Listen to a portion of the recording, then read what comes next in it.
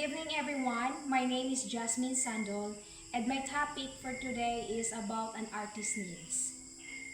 Okay, an artist's needs encompass the essential elements required to create meaningful artwork. So, an artist's needs is daghan siyang kailangan. Ibot masabot ang mga kailangan nun sa usa ka artist.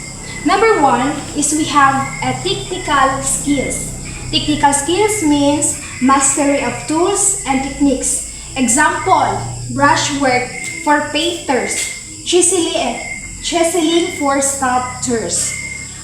Pasabot ana, ang technical skills like anang mag-paint ka, dapat hanas ka sa paggamit sa usa ka butang.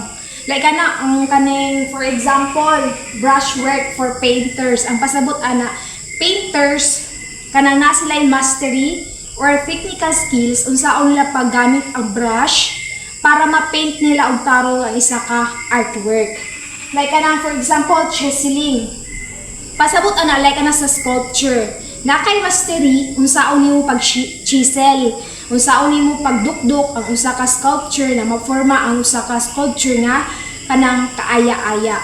Mao na pasabot sa technical skills. Dili pwede nga wala kay idea or wala kay kaalam-alam or skills sa usa ka butang na imong buhaton. Okay, number 2 we have a creative vision. Creative vision, a unique perspective or message to convey. For example, ana is kaning kuan, Yayoi Kusama's room. Ang kanang obsession kumbaga anang infinity rooms like anang creative vision. Like for example, kanina example, creative vision, a unique perspective or a message to convey. Like anang infinity rooms reflect her lifelong obsession with patterns and repetitions. Like anang si Yayoi Kusama, kahilig siya og kanang mga artwork nga repetition or kanang design nga babalik-balik. For example, kanang infinity rooms na yung ginabuhat. Kumbaga sikat na ni siya nga usa ka artwork sa kanang infinity rooms. Daghan kay siya design nga nabuhat nga repeated lang gihapon or kanang pattern. Sa usa ka kanang artwork niya, kay daghan kayo repetition. Sa usa nimo pag makita nimo ang iyang artwork is maanis ka. Kay kada pattern or kanang kada artwork na imong makita is pare-pareho lang siyang form pero daghan siyang design. So makaingon gud siya ay nindot jud kayo ang artwork ni Yayoi. Mao na ang kasabot sa creative vision na ay original or si Yayoi kanang naghimo siya og kanang original nga kanang iyahang sariling disenyo like anang mahilig siya sa mga patterns. So mao na nay authenticity. Dili ka pwede magkuha sa artwork sa uban. So mao na hinaingon nga creative vision. Na siya sarili nga artwork nga gikan lang sa iyaha. So mao na nahimo siyang kanang popular nga artist. Mao na kinahanglan sa usa ka artist ang creative vision. So number 3, naabot kay materials or resources. Of course naman kailangan jud nato as an artist is kailangan nila kanang materials or resources. So dili man jud pwede kay dili ka makabuhat og kanang isa ka artwork or art kung walay mga tools. So kailangan sa usa ka artist ang tools or kanang materials or kanang resources. Physical tools, paints, clay, digital software and workspace. Or kailangan nila ng mga paints, kailangan nila clay, digital. For example naay mga brush, naay mga kuan dira, watercolor, naay mga oils pastel dira, charcoal. So muna mga examples sa materials or resources. So sa usa na siya ka needs sa usa ka artist ang materials. So number 4, natay emotional expression. As an artist needs, kailangan po nila ang emotional expression. Muna siya ang ability to channel feelings into art. Pasabot ana, emotional expression like anang gigamit nila ang art to express their feelings. Like anang for example kaning artwork or painting ni Edvard Munch. Nag-title siya og kanang The Scream. Ang the screen nga painting is kanang nagpakita siya og anxiety or kanang depression or sadness. Mao na ang emotional expression diha niya gipakita ang iyahang gipati or usaya ang mga giagihan sa iyahang kinabuhi, gigamit niya na through art.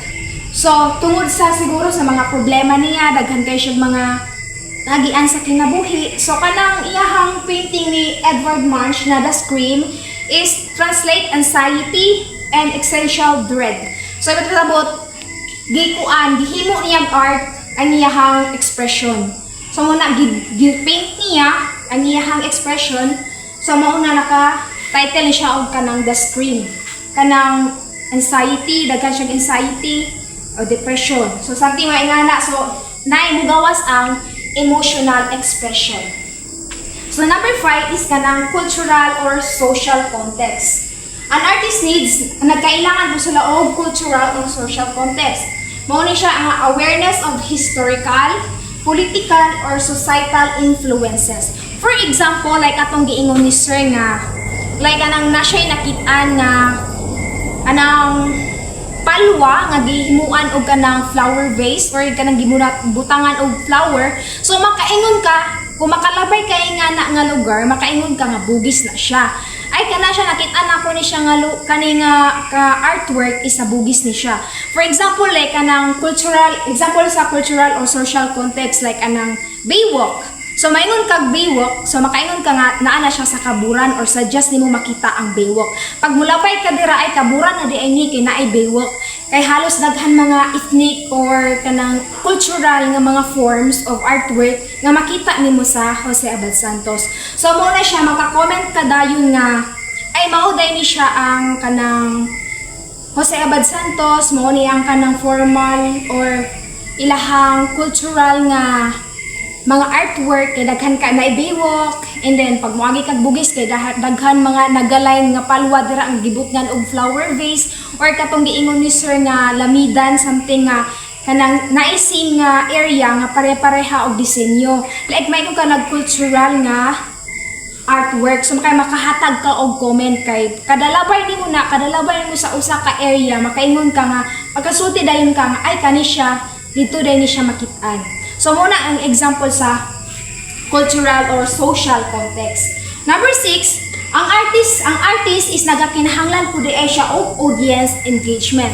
So of course naman kay kani siya is understanding how you viewers interact with the work. For example, ana is kaning Team Labs kaning digital exhibition. Like anang digital exhibition, like anang makakita ka sa kanang museum kay nindot kay mga disenyo. Kanang bisan naglakaw ka, bisan kanang makalapay lang ka sa lugar nga kana nga area na kay makita nga specific nga butang or artwork na makainganyo sa imuha, muhunong jud ka, mo take kag pictures, gana mag-my day ka, ay kani nice kani siya, kay nalabyan ako ni nga lugar, ni hunong jud ko, kay para lang maka-picture, ani kay nindot kayo. Mo na example sa audience engagement. Kanang daghang viewers nga muanha sa imong artwork kay tungod sa kanindot. Like for example, kanang mga paintings, daghan kang makitaan nga nindot kaayo. Like anang sa parola something kay so here makaingon ka nga art na siya kay through art gihimo nila na or nagbuild sila dira nga mga lugar, nagbutang na sila dira of flowers, nagtanom sila of flowers, and then gi-organize nila, gisunod-sunod nila ang pattern. Pagkasunod ni mura na siya word nga Joy's Paradise. So kayon kag art na siya kay daghan kayo disenyo nimo makita. So pag muanha ka dira, syempre daghan kayo tao nga magpa-picture, daghan kayo tao nga muanha.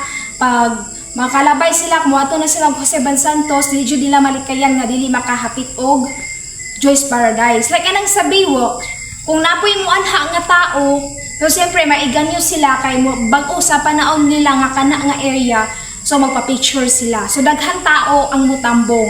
Ay but pa sa abutan ng audience engagement, based sa imong artwork, daghan tao ang mag-interact or daghan tao ang maiganyo or daghan tao ang ma-amaze sa imong artwork. So kinahanglan na siya sa usa ka artist para makita kung unsa kanindot ang ilang gihimo nga artwork. So, na last naman, natay adaptability. It is the willingness to experiment with new styles or media. For example, ana is kanang kay David Hockney. Kani siya of kay David Hockney. Like for example, siya is gikan siya sa oil painting, nagamit siya oil painting or kana iyahang style sa artwork niya is oil painting.